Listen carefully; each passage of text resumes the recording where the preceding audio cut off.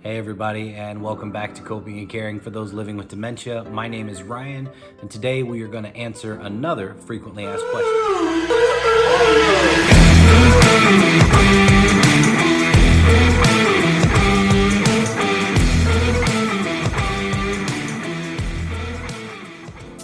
Today's frequently asked question is, what is Sundowning? Sundowning is a syndrome that comes along with Alzheimer's disease that folks living with Alzheimer's disease sometimes experience. It tends to happen with the decrease in light, the decrease in UV rays as the sun is setting. Some of the things that they can start to experience with Sundowning syndrome is an increase in confusion, agitation, anxiety, restlessness, pacing back and forth, and even suspiciousness. The person living with dementia can also become increasingly less cooperative as the night goes on, and this can be due to the increased disorientation or just plain exhaustion. So what can we do as caregivers to try to alleviate some of these symptoms with Sundowning syndrome? Number one is keep them active. We want to try to keep our residents, our loved ones, as active as we possibly can in meaningful and purposeful activities throughout the day. That means limiting nap time and rest time to a maximum of 4 hours. Now, while rest time and nap time is certainly beneficial and necessary for older adults, the more rest and the more their sleep cycle starts to change and adjust because they're maybe sleeping more during the day and sleeping less at night, the Sundowning syndrome, the symptoms that come along with that are actually only going to increase. The agitation is going to increase, the anxiety is going to increase. So the more that you can limit those rest times and keep your resident or your loved one actively engaged in purposeful and meaningful activities throughout the day, the less severe that impact of the symptoms of Sundowning are going to be. Number two, adjust their eating patterns. So as we grow up, we're taught that we eat breakfast, lunch, and dinner. That breakfast is starting out our day, lunch is sort of a lighter meal to sustain us until we get to the bigger meal at dinner. Now, while there's certainly nothing wrong with that pattern, as we get older and as folks living with dementia progress in their walk, sometimes a larger meal in the evening can actually be more disrupting to their sleep patterns than beneficial. Number three is reduce stress. So stress in the evening is not good for the body because it doesn't allow us to go into a state of rest that is healing and relaxing. So how do we reduce the amount of stress that our loved ones are experiencing in the evening on top of Sundowning syndrome?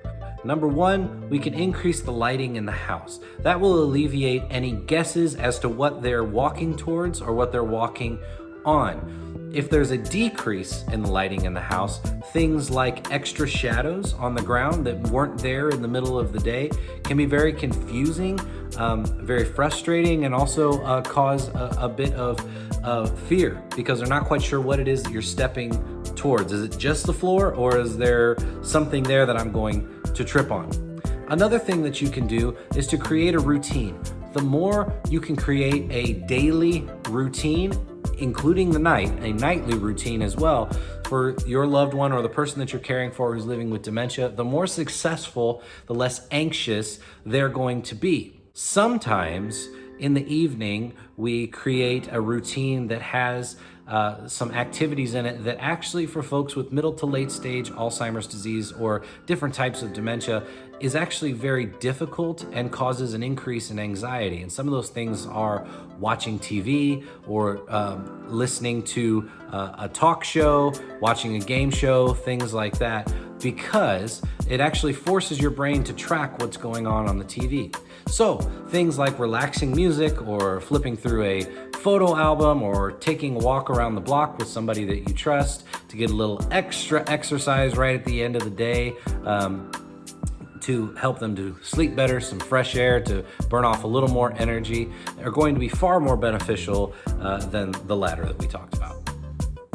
Number four is track their behavior. Now, before I go any further, I would like to make this disclaimer that I am a firm believer that people living with dementia do not have behaviors.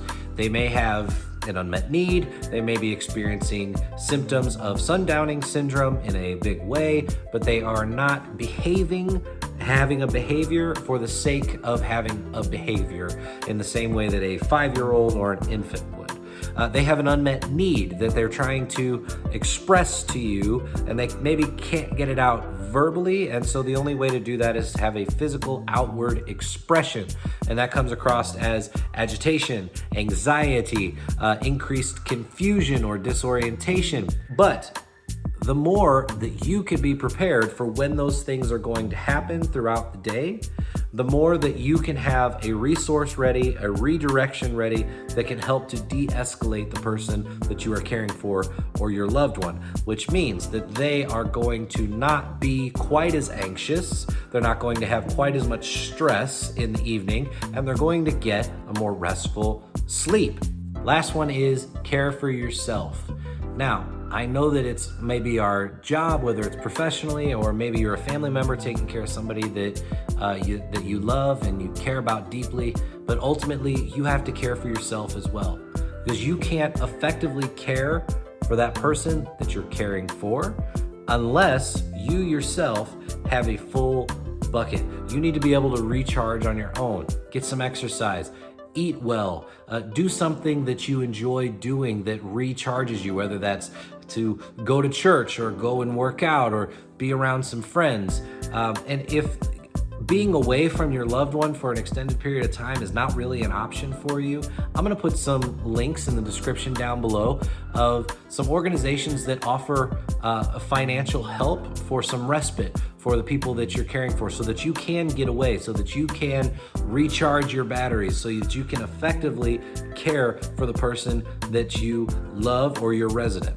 Thank you so much for joining us again for another episode of Coping and Caring for Those Living with Dementia. My name is Ryan. If you have any questions, please send it to my email that's right here. I'll be happy to answer them for you. And as always, take care of each other.